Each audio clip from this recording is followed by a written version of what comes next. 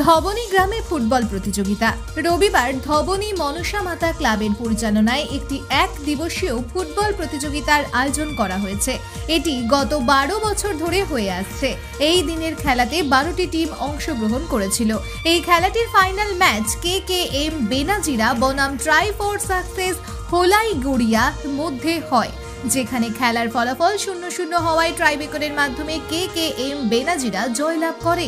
এই খেলাতে বড়জোড়া ব্লক তৃণমূল কংগ্রেসের সভাপতি কালিদাস মুখার্জি মহাশয় মুখ্য অতিথি ছিলেন এবং গ্রাম পঞ্চায়েতের সদস্য শঙ্কর রায় উপস্থিত ছিলেন।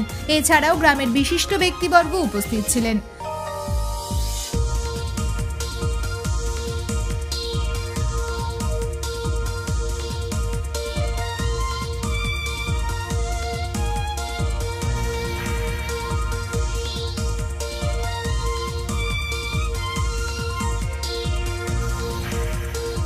Bureau report BN1 Bangla.